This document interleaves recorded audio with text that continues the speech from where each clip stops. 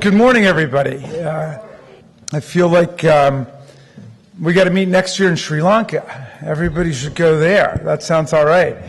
Welcome to Maryland's 8th Congressional District. I know we've got people from all over the world, and you are in my congressional district here, and we're delighted and thrilled to have this important conference happening. And as Roy mentions, I'm a member of our Congressional Free Thought Caucus. I think that America is a nation that is conceived with the idea of free thought. This is the basic revolutionary insight of our Constitution and of the American experiment. The founders of America were rebelling against centuries of theocracy and religious warfare between the Catholics and the Protestants in Europe, every bit as vicious as the warfare you see between the Sunni and the Shia today. And they were rebelling against the Inquisition, they were rebelling against the Crusades, they were rebelling against the witchcraft trials, and they came up with the idea of separation of church and state. Thomas Jefferson, in his famous letter to the Danbury Baptists, said that the American Constitution erects a wall of separation between church and state. It protects the religions from being prostituted by government and corrupted by government, and it prevents the government from being corrupted and abused by churches for their own purposes. And that's been really one of the central breakthroughs of the American Revolution and our constitutional design. And it's one of the great things that we have to share with the rest of the world. Not everything in our Constitution is something that we can really market around the world. For example, we spend hundreds of millions of dollars a year promoting American-style democracy around the world, but nobody ever seems to adopt our electoral college system. Nobody seems much interested in that, and we don't even try very hard to try to sell that to anybody else. And we're trying to go the other way to take the basic concept of popular election of presidents that is pervasive around the world and bring it to America. This is a principle in America that was proclaimed at the beginning, but of course it was on mostly in the breach for a long time. And it's been a struggle to really vindicate the dream of secular government and the separation of church and state. Our Supreme Court did not take officially prescribed religious prayer out of the public schools until the case called Engel versus Vitale in 1962. It took a couple centuries before the Supreme Court did that. And some of my colleagues in Congress think that this was the downfall of America when the Supreme Court banned prayer in the public schools. But I'd like to say, actually, the Supreme Court didn't ban prayer in the public schools. As long as there are pop math quizzes, there will be prayer in the public schools. All we don't allow is officially compelled prayer in the public schools. Anybody can pray whenever he or she wants to. It's just that the teachers and the principals can't create a religious script and then dictate it and force the kids to participate according to a particular religious doctrine or a particular religious faith. But we've had a struggle, but we get ever closer to the ideal of not being subject to theocratic tyranny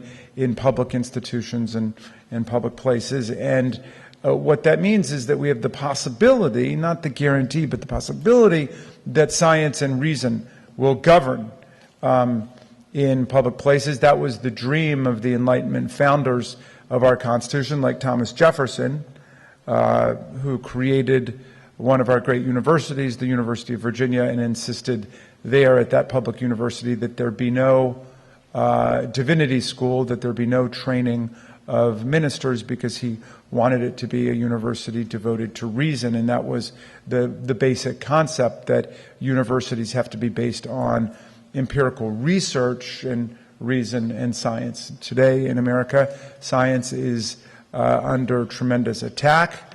I think we owe a round of applause to the great young people who yesterday called the climate strike and gathered around the world, millions of them standing up for science. One of our great astronomers in Maryland, Neil deGrasse Tyson, once said that the great thing about science is that it's true whether or not you believe in it.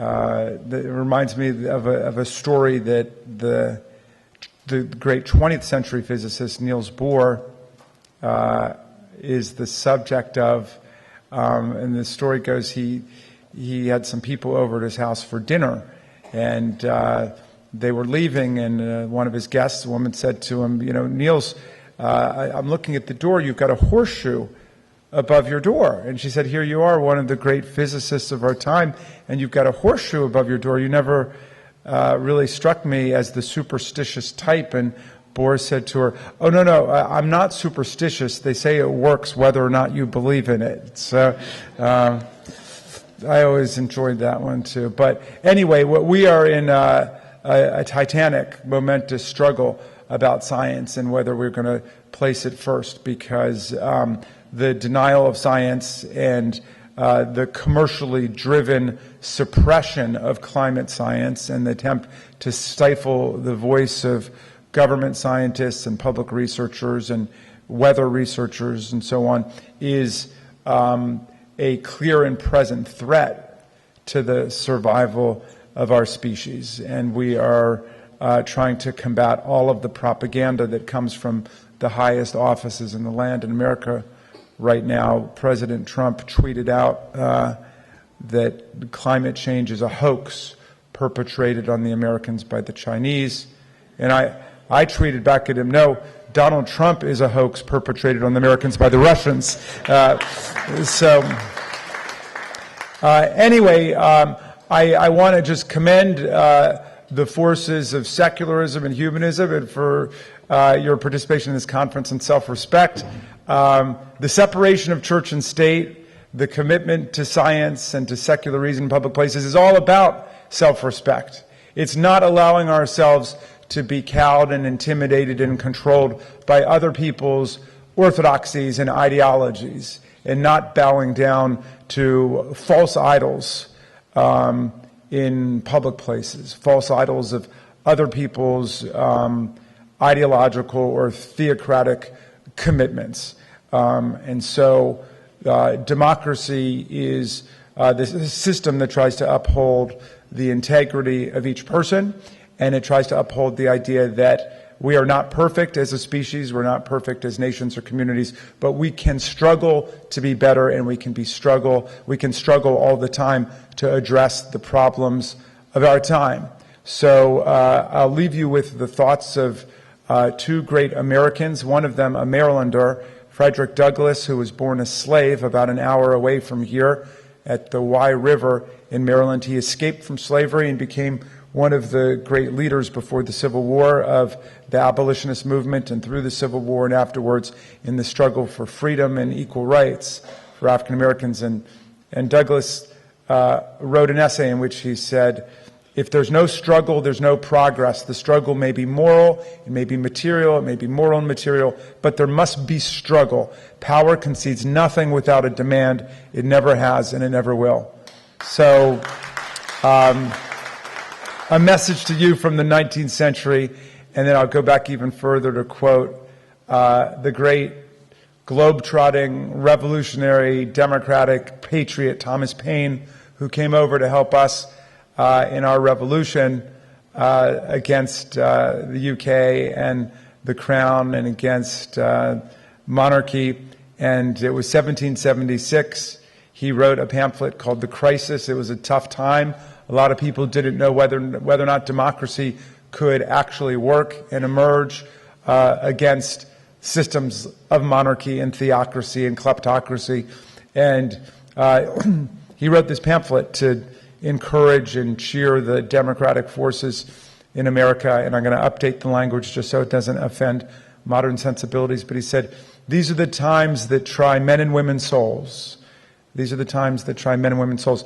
The summer soldier and the sunshine patriot will shrink at this moment from the service of their cause and their country, but everyone who stands with us now will win the love and the favor and the affection of every man and every woman for all time. Tyranny, like hell, is not easily conquered, but we have this saving consolation: the more difficult the struggle, the more glorious in the end will be our victory.